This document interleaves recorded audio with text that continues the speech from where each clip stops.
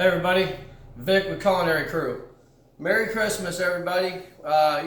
Came up quick. I can't believe it's here already, but here it is and here we go. So, Merry Christmas. I hope everybody has a good holiday. You know, we ended the last video talking about knives and which knife is the best knife for the job. So I thought I'd shoot just a quick video real quick and kind of show you some of the most common cuts and using those knives in those instances we talked about. So I'm going to step over here real quick and show you just a few things real quick, and then we'll be done. All right.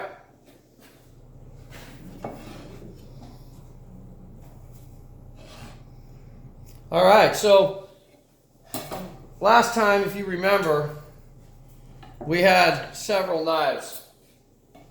And I talked about how these are the most common, like all-purpose knives, and just the different sizes. So I'm going to show you, for instance, like this carrot. You know, if it was a normal size carrot, like a household carrot, I might be able to get away with something like this. But because it's not a heavy shank and it's not big, it's going to be really hard to not only raise the knife up high enough to get by it, but then to get a clean cut. So I would probably choose this knife for this carrot, just because it's a big bulky carrot.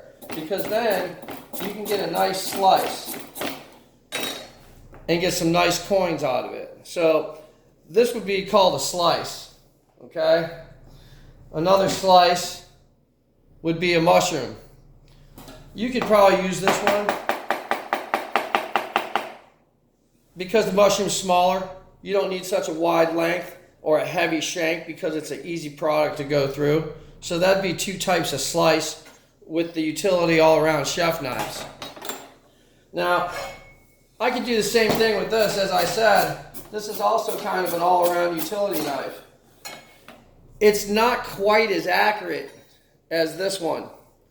This one is a little more easy to wield, but this one is much heavier and will go through a dense product or a heavy, thick product with a lot more ease and less effort on your hand. So that'd be an instance of a slice, two kinds of slice. So let's do a julienne real quick. So if I was let's do a dice. I'll show you a little trick to dicing an onion. Now if you were gonna do a medium dice, what I would do is I would cut these slits in here like this, okay? And I'm not going all the way through, I'm leaving the onion intact. Now, the closer together these are, and the closer together these are, the smaller your onion is going to be. And vice versa. The bigger it is, the bigger the onion would be. So I have this checkerboard pattern here.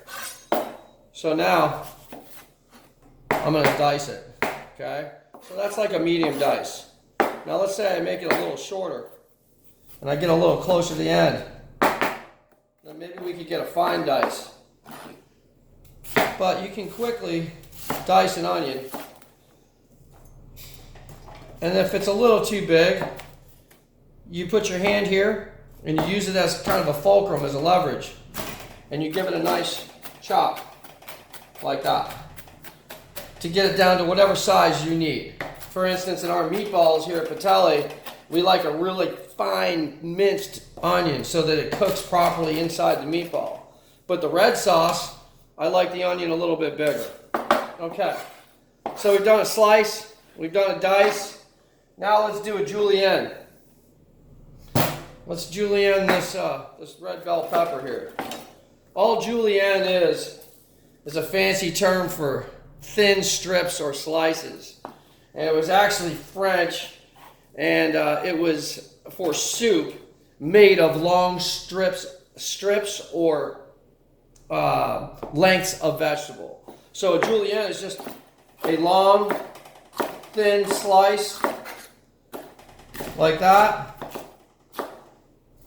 So that's a long julienne, and now we got a short julienne. Okay. One thing about a red bell pepper is these seeds are what make it, depending on what color the pepper is, the seeds change the flavor. So in a red bell pepper, these seeds will actually make it a little more bitter and a little more spicy. In a green bell pepper, the seeds are a little bit sweeter. One other quick tip, the skin on these peppers, if you don't have a super sharp knife, you can always steel it, put an edge back on it, and help slice through really easily. Or you can flip it over and go through the meaty side, which will also help because there's not that skin on there. So, one last one. Parsley, if I was going to chop this parsley, I would probably use this big cleaver. It goes right through the product easily and chops awesome.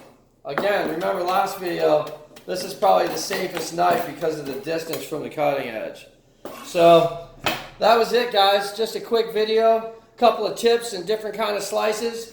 So we have a rough chop, we have a julienne, we have a dice, and then a fine dice, and then we have the slice, and which knife you use for each. Everybody, please subscribe and like, comment if you like. A lot more videos coming, a lot more info coming. I think the next one we're probably going to do another food item. So everybody, happy holidays, and have a great Christmas and a happy New Year. Thanks, guys.